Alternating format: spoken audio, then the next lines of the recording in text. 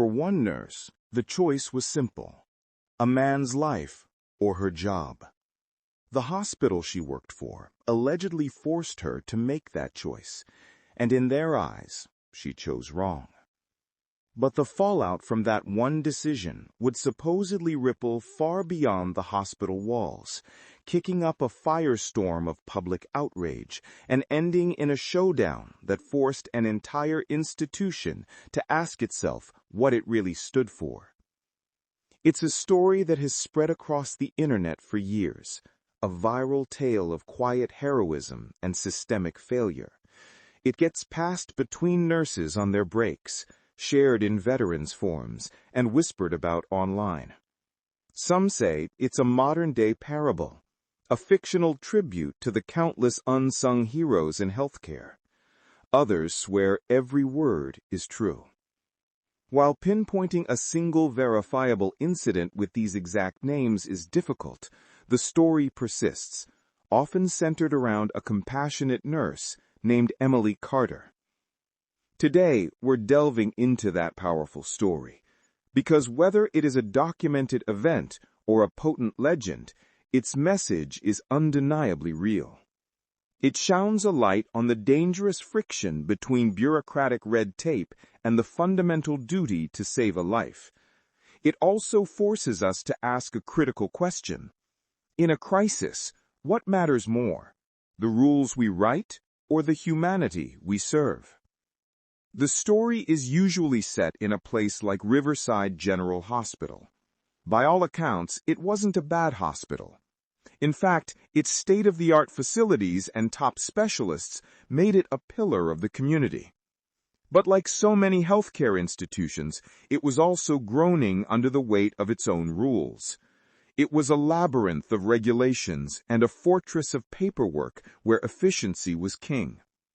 The mission statement in the lobby might have talked about compassion, but the daily reality for staff was often about metrics, liability forms, and the constant pressure to do more with less. The supposed architect of this high-pressure environment was a man named Mr. Harrison, a senior administrator who seemed to view the hospital less as a place of healing and more as a business to be optimized. His memos were legendary, filled with buzzwords like streamlining patient throughput and resource allocation management.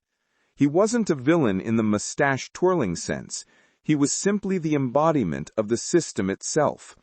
A man so focused on the forest of policy that he'd forgotten how to see the individual trees. For Harrison, a patient was a data point and a liability risk before they were a person in pain. Navigating this rigid world was nurse Emily Carter. To her colleagues, Emily was the quiet heart of her floor. With more than a decade of experience, she had a calm competence that could soothe the most anxious patient. She wasn't a loud rebel. Instead, her defiance was subtle, seen in the small moments the administration would never notice. It was in the extra 5 minutes she spent holding a scared patient's hand, or the gentle persistence she used to convince a dismissive doctor to take another look at someone she knew was getting worse. There was a deeper reason for her sense of duty, one she rarely talked about. Emily came from a military family. Her father and grandfather had both served, and she grew up with a deep ingrained respect for their sacrifice. She'd seen firsthand the quiet burdens that veterans carried long after they took off the uniform. For Emily, caring for a veteran wasn't just a job, it was a personal point of honor. This conviction was on a collision course with the cold machinery of Riverside General Hospital, and neither she nor the hospital had any idea the impact was just hours away. The day it all happened was an unremarkable Tuesday. A chill was in the autumn air, and Emily was nearing the end of a grueling 12-hour shift. As she headed for the employee exit, something near the hospital's main entrance caught her eye. Slumped on a concrete bench just outside the brightly lit lobby was an elderly man. He was folded in on himself, a thin, faded army jacket pulled tight against the wind. Even from a distance, Emily's trained eyes saw the signs of distress. The man was clutching his chest, his face a ghastly pale and beaded with sweat. His breathing was shallow and ragged. He wasn't asking for help. He was just enduring. Most people walking by saw an old man resting. Emily saw a ticking clock. Every instinct, honed over years of critical care, was screaming at her. This wasn't just fatigue. This was a potential cardiac event, and he needed help now. She approached him gently. "Sir, my name is Emily. I'm a nurse. Are you okay?" The man looked up, his eyes clouded with pain. "Can't breathe," he whispered. Emily's mind raced. Official protocol was clear. Guide him to the ER registration desk, where he'd have to wait. Given his condition, that wait could be a death sentence.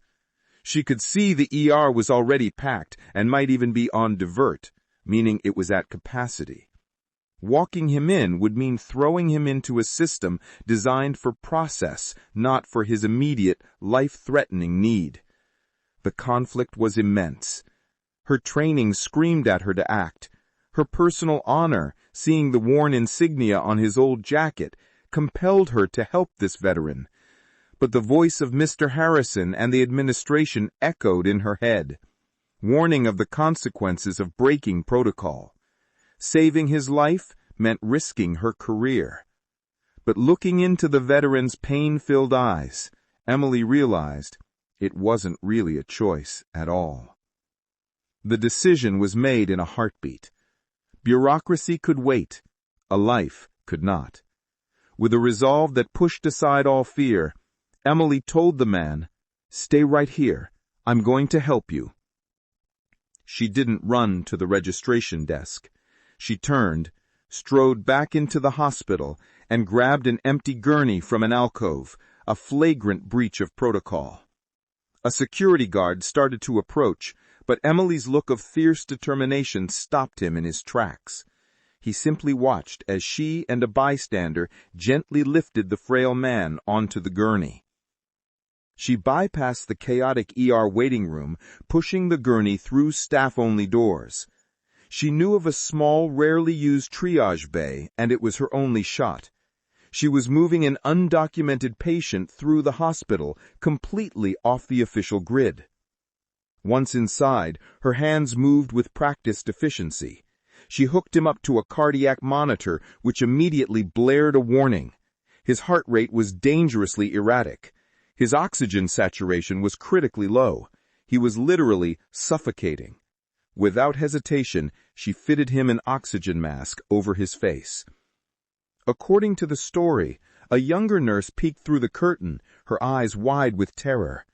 "Emily, what are you doing? He's not in the system. Harrison will have your badge for this."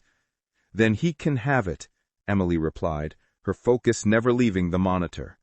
"Right now, this man needs to breathe." The younger nurse hesitated, then disappeared. But a moment later, she was back, holding a single aspirin and a cup of water. She placed it on the tray and whispered, "For his chest pain," before vanishing again. It was a small, silent act of rebellion. Emily coaxed the veteran, whose name she later learned was Samuel Turner, to chew the aspirin. His breathing was already evening out. The color was slowly returning to his face. He reached out and weakly grasped her arm. "Thank you," he whispered. In that moment, no threat of suspension or administrator's wrath mattered. She had broken the rules, but she had upheld her oath. The victory, however, was about to be short-lived. Word travels fast in a hospital, and the tale of a nurse treating an unregistered patient was too bold to stay secret for long. It didn't take 15 minutes for the news to reach the one person Emily knew would see her actions as a catastrophic breach of order, Mr. Harrison. He arrived with a clipboard and a thunderous expression. He swept back the curtain and took in the scene, the commandeered gurney, the unauthorized oxygen, and a patient who, in his world, didn't officially exist. He didn't ask about the man's condition. His first words were sharp and directed solely at Emily. "Nurse Carter, what is the meaning of this? Where is his patient chart?" Emily stood up, placing herself between the administrator and the veteran. "Sir, his name is Samuel Turner. He was having a critical cardiac event. There was no time for registration." Harrison's face tightened. "Your job is to follow protocol," he scoffed. "You do not unilaterally decide to bring a random person in and start treatment. The potential liability is astronomical. You operated outside the system, and in doing so, you put this entire hospital at risk." "I put him first," Emily retorted. "The protocol would have had him waiting. He might not have survived that wait." "That is not for you to decide," Harrison snapped. He made a sharp, angry note on his clipboard. "Your actions constitute gross insubordination and a flagrant violation of hospital policy. You are suspended, effective immediately. Hand over your badge." The words hung in the air. Suspended. For saving a man's life. Disbelief washed over Emily. She looked from Harrison's cold face to Mr. Turner, who was watching with confused eyes. Wordlessly, Emily unclipped her ID badge and placed it in Harrison's outstretched palm. "Security will escort you from the premises," he said dismissively. As Emily walked out of the hospital, she felt the stares of her colleagues. The feeling of betrayal was a physical ache. She had honored her family's legacy of service by helping a veteran, and the system she served had thanked her by showing her the door. She had never felt more alone. But Emily wasn't as alone as she felt. The story of what happened began to seep out, starting with the young nurse who brought the aspirin.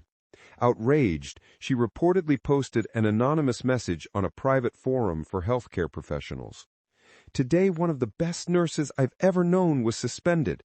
Her crime? She saved a veteran's life. Our system is broken." That single post was a spark. Within hours, it was screenshotted and shared on public social media. Nurses across the country shared it with furious captions. The story soon reached local veterans groups, who saw it as an intolerable insult. Phone calls and emails flooded the hospital. By the next morning, the whisper on the internet was the lead story on the local news. The hospital's PR department issued a sterile statement. "While we cannot comment on confidential personnel matters, Riverside General is committed to providing the highest standard of care while adhering to established safety protocols." To the public, this non-denial was like gasoline on a fire. The narrative was now set. A heartless hospital punished a compassionate nurse for saving a war hero. Emily Carter, sitting at home feeling lost and jobless, had no idea she had become a symbol. Her small act of defiance had ignited a firestorm, and a powerful force was already on its way. The next day at Riverside General was, as the story goes, one of controlled chaos. Mr. Harrison and the board were in damage control mode, but Harrison held the line, convinced the storm would pass. He was wrong. Just before noon, a sleek black government car pulled up to the main entrance. Out stepped a man who commanded silence without a word. He was tall, his dark blue service uniform adorned with an array of ribbons, and most strikingly, 4 silver stars on each shoulder. This was General Marcus Thorne, one of the highest-ranking officers in the United States military. The receptionist was speechless. The general strode to her desk, his voice carrying an unmistakable weight of command. "I am here to see the hospital administrator." It was not a request. Minutes later, a flustered Mr. Harrison hurried out to the lobby. Once in his office, the general stood in the center of the room, turning his desk into a witness stand. "Mr. Harrison," the general began, his voice chillingly calm, "I have been made aware of an incident that occurred here involving a nurse named Emily Carter and a veteran named Samuel Turner. Explain to me why one of your nurses was suspended for saving the life of one of my soldiers." Harrison tried to regain his footing. General, with all due respect, the nurse violated dozens of safety and liability protocols. I did not ask about your protocols. Protocols are guidelines. They are not sacred texts. I have sent men into situations where plans went out the window the moment the first shot was fired. In those moments, I need soldiers who can think, adapt, and make the right decision. Yesterday, Nurse Carter was on that battlefield. She saw a man down and she acted. She showed initiative, courage, and a sense of duty you clearly do not comprehend. He took a step closer. That man, Samuel Turner, served this country for 20 years. He fought in 2 wars. He didn't fill out a form before charging a hill, and when he needed help, your institution was prepared to let him perish on a cold bench in the name of procedure. He paused. Nurse Carter fulfilled her duty in its purest form. It is you who have failed. This has become a matter of public trust, and it now has the full attention of the Department of Veterans Affairs. He leaned forward, his eyes locked on Harrison's. So here is what is going to happen. You are going to call Nurse Carter, apologize, and reinstate her with full back pay. You will then issue a public statement celebrating her heroic actions. And finally, you will review every protocol in this hospital that prioritizes paperwork over people. Am I clear? Harrison, pale and trembling, could only nod. The system had just collided with a force it could not withstand. According to the legend, the defeated Mr. Harrison did exactly as he was told. Emily returned to the hospital to a hero's welcome. Her colleagues, who had looked away in fear, now greeted her with smiles. The hospital quickly issued a new press release, this time praising Nurse Carter for her quick thinking, decisive action, and profound commitment to patient care. The story says the incident exposed a fundamental flaw in the hospital's DNA. To prevent it from happening again, Riverside General supposedly established a new set of guidelines. This new policy, which the staff informally called the Carter Protocol, created a fast-track system for any veteran in distress, allowing for immediate triage with paperwork to be handled later. While there's no evidence of a real Carter Protocol being widely adopted, it serves as the story's ideal resolution. This tale became a catalyst for a broader conversation online, forcing people to re-examine rigid policies and confront the conflict between bureaucracy and compassion. So, is the story of Nurse Emily Carter, the veteran Samuel Turner, and the dramatic intervention of General Marcus Thorne a verifiably true event? As we mentioned, its specific origins are hard to pin down, existing somewhere between documented fact and viral legend. The names and places often change in different tellings. It's a powerful narrative that resonates deeply with healthcare workers, veterans, and anyone who's ever felt like a cog in a faceless machine. Many believe the story is a fictionalized tribute, a composite of countless real acts of courage by nurses who choose patients over policy every day. But whether it happened exactly this way or it's a story crafted to teach a lesson, its truth is undeniable. It holds a mirror up to our institutions and asks if we've built them with enough room for honor, courage, and simple, unhesitating compassion. What do you think? Let us know in the comments below.